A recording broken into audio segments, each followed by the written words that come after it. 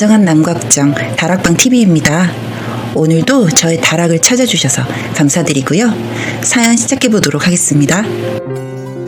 저와 신랑은 웃긴 인연이긴 한데 한 식당에서 만나게 되었어요. 저희가 사무실 단지가 밀집된 곳에 둘 다 사무실이 있는데 저는 그 밥집이 단골 밥집이라서 자주 가는 편이었고 신랑은 종종 그 밥집에 오다 보니 어떻게 얼굴을 종종 보게 되었어요.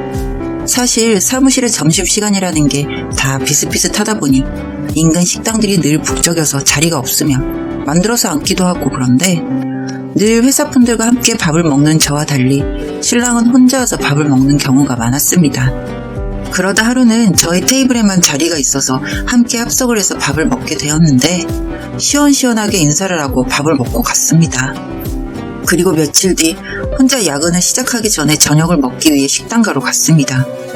이번에는 다른 식당에 앉아서 회사 사람들과 식사 중인 그 사람을 보았는데 평소 직장 동료들과 밥을 먹고 혼자 먹던 그 사람과 반대되는 상황에 혼자 웃음 짓고는 식사를 마치고 커피를 사기 위해 바로 옆 카페에 갔습니다. 제가 나오고 오래지 않아 신랑이 나오더니 저에게 점심때 같이 식사도 하고 저녁도 이렇게 같은 밥집에서 먹는 것도 인연인 것 같다며 종종 연락을 하고 지내고 싶다고 했고 저는 그 사람의 인상이 나쁘지 않아 알겠다고 하고 연락처를 남기고 회사로 돌아갔습니다. 그리고 그 사람에 대해 알게 된 점은 그 사람이 회사에서 슈퍼바이저 업무를 하고 있어서 외근이 잦아 혼자 밥을 먹는 날이 많았고 담당 지역이 지방권이다 보니 출장도 잦았습니다. 그래서 일주일에 한두 번 정도 퇴근 후 만나서 식사를 하고 카페를 가게 되었고 장거리 운전이 잦은 직업인데도 불구하고 저와 함께 드라이브 하는 것을 좋아하는 이 사람이 점차 좋았습니다. 하는 행동은 거의 연인인데 사귀자는 말이 없다 보니 혼자 애달아하고 있던 중 그 사람과 퇴근 후 근처 오뎅 가게에서 술을 한잔 했어요. 술을 먹으며 부모님이 계시고 7살 된 늦둥이가 있는데 부모님이 뒤늦게 육아를 하시니 너무 힘들어해서 본인이 거의 도맡아서 키우고 있는 중이라고요. 사실 본인도 좋은 사람들 만나서 연애도 하고 싶고 결혼을 할 나이도 다 되어가는데 늦둥이 동생이 마음에 걸리기도 하고 부모님도 신경이 쓰여 힘들다고 말을 하더라고요. 그래도 아이가 초등학교만 들어가도 부모님이 케어하시기에 괜찮지 않을까 하는 마음에 그 사람의 사정을 알고 있으면서도 만남을 시작하게 되었어요. 사실 연애를 시작하면서부터 신랑이 걱정한 게 뭔지 바로 알 수 있었어요. 우선 집에서 전화가 엄청 자주 왔습니다. 뭐를 사오라는 둥, 유치원 알림장 같은데 준비물 같은 걸 챙기라는 둥, 유치원 전화는 네가 받으라는 등등 그냥 거의 보호자였어요. 그리고 주말도 이틀 중 하루는 꼭 늦둥이 동생과 함께 데이트를 했는데 무슨 부부도 아니고 그 어린애랑 데이트를 하려니 카페 이런 데는 노키즈존이 많아서 꿈도 못 꾸고 키즈카페나 식사 후 공원이나 놀이터에 가서 애가 노는 걸 보고 있었어요. 이런 말은 웃기지만 엄마 체험권 같다고나 할까요? 처음에는 저를 낯설어 하던 늦둥이도 매주 보다 보니 절 좋아하기 시작했고 처음과 달리 저에게 많이 웃어주기도 하고 잘 안기기도 하는 아이가 저도 귀여웠습니다. 신랑은 제가 잘 배려해주는 걸 알다 보니 저에게 엄청 잘해줬어요. 출장이 잦기는 했지만 사무실에서 업무를 보는 날이면 꼭 저를 집에 데려다 주거나 점심시간에 사무실 직원들과 먹도록 커피를 사준다거나 데이트를 할 때에도 미리 제가 좋아하는 식당을 예약하거나 좋아하는 곳을 찾아보는 등등 정말 자상했어요. 그렇게 1년 정도 연애를 하던 중 신랑은 저에게 청혼을 했고 30을 앞두고 있던 저는 일사천리로 결혼 준비를 하게 되었어요. 신랑 부모님들은 두 분 다 정말 순하게 생기시고 저에게 엄청 잘 대해주셔서 그 흔한 시집살이도 없이 늘 제가 하고 싶은 것을 하게 해주셨습니다.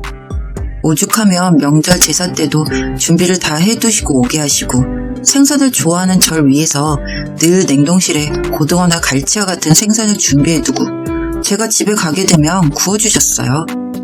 출장이 잦은 신랑이었지만 그래도 혼자 시간을 보낼 수 있도록 저녁이면 운동을 등록해줬고 집에 있는 날이면 늘 맛있는 저녁을 차려줬습니다. 그렇게 행복하다면 행복한 신혼생활을 한 지 1년쯤 지났을 때 신랑이 말하더라고요. 혹시 동생을 우리가 키우면 안 되냐고. 곧 초등학교 입학하는 동생을 저희가 키우자는 말이 이해가 잘 되지 않았어요. 시부모님이 시골에 사는 것도 아니고 도시에 사는데 굳이 저희 집에서 아이가 초등학교를 다녀야 할 이유도 없고 저희가 키워야 할 이유를 모르겠어서 신랑에게 물어보니 신랑이 울면서 이야기를 했습니다. 사실은 막내가 본인의 아이라고요. 한참을 멍하니 있었어요. 처음부터 몰랐던 일이고 호적에도 부모님께 올라가 있으니 끝까지 모른 척하지 이제서야 이야기하는 이유가 뭐냐고요. 처음에는 그냥 저와 둘이서 알콩달콩 지내는 게 너무 좋았는데 부모님도 힘들어하시고 본인도 커갈수록 자신을 닮아있는 아들을 보니 욕심이 생기더랍니다. 그리고 저희도 자녀 계획이 있으니 본인의 아이라고 하면 힘들겠지만 시간이 지나면 제가 받아들이고 함께 살 수 있을 것 같았대요. 그 말을 듣고 몇 주를 제정신이 아닌 다른 정신으로 지내왔던 것 같아요. 도련님을 아들이라고 불러야 할 수도 있겠구나. 처음 나에게 과하게 친절하던 부모님, 늘 나에게 잘해주던 신랑, 이 모든 게 큰 거짓말을 뒤로하고 있어서 그랬던 건가 하는 마음도 있었고요. 그런데 사람이란 참 간사한 게 저도 몇 년 동안 그 막둥이에게 정이 많이 들었던 것 같아요. 호적 정리 같은 머리 아픈 일을 미뤄두고 몇 달의 고민 끝에 우선 데리고 살아보자라는 결론을 내게 되었고 신랑은 그 이후로 거의 저를 기빈 대접해 주었습니다. 아이를 데려오고 몇 주는 어색했지만 그 이후로는 또 그런 대로 익숙해지기도 하고 신랑이 정말 거의 모든 것을 해줬기 때문에 힘들진 않았어요. 정말 힘들었던 건 안쓰러운 아이를 바라보는 제 마음과 그리고 다른 여자와 신랑 사이에서 난 아이를 보는 제 복잡한 마음이었죠. 신랑은 거의 한 달에 반 정도를 타지에서 지낼 정도로 출장이 잦았는데 하루는 신랑이 집에 오고 씻는 사이에 문자가 와서 아무 생각 없이 휴대폰을 보게 되었는데 나 임신했어 라는 문구. 제 머리에서 이성이 끊기는 듯한 기분이 들었고 저는 그걸 제 휴대폰으로 찍어뒀습니다. 신랑이 평소 휴대폰을 늘 잠금 상태로 사용하고 새로운 문자 내용만 확인이 가능하거든요. 더 깊은 내용을 알 수는 없었지만 저는 방에서 먼저 잠들었습니다. 그리고 다음날 이혼 전문 변호사를 찾아갔습니다.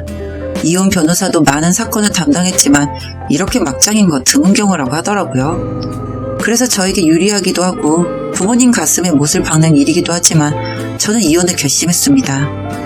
사실 이렇게 더러운 걸 보기 전에 동생이 본인 아이였다는 사실을 알게 되었을 때 끝내는 게 맞는 일이었는데 제가 너무 바보 같아서 사람 하나 보고 이해하고 살아보려고 했는데 그 문자를 보고서 정신이 번쩍 들었어요. 그래도 다행인 것은 제가 아이가 없었고 그 여자의 연락처를 알고 있다는 것이었습니다. 그 여자에게 연락을 해서 카페에서 만나게 되었어요. 그 여자는 유부남인 것도 알고 있고 심지어 만난 것도 저보다 오래되었어요.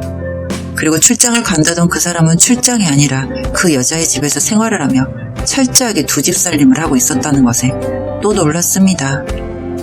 저는 처음 대화 내용부터 쭉 녹음을 했고 그 여자는 제가 이혼하기를 바란다고 했습니다. 그러면서 그동안의 연애를 술술 이야기를 하더라고요. 머리도 많이 아프고 하도 감당이 안 되었지만 저에게는 증거를 모으는 게 무엇보다도 중요했습니다.